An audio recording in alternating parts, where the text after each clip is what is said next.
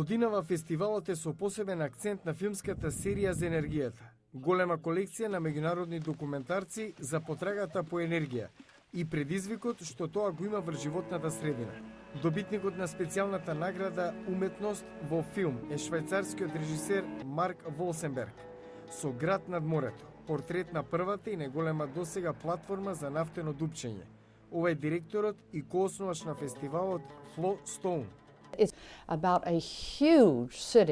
Се работи за огромен град на Каспиското море, изграден во 1949 по наредба на Сталин и се уште функционира.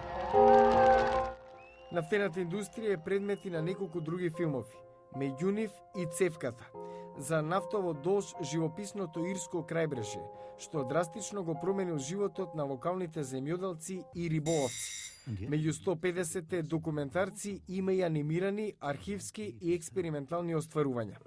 Шведскиот документарец Поднесување во режија на Стивен Джарл фрва светло на преку 100.000 хемикалии со кои рутински доаѓаме во допир, а со некои од нив и секојдневно. Филмот содржи интервјуа со неколку светски научници, како биологот Стефан Едман. Vi sitter på en tickande bomb.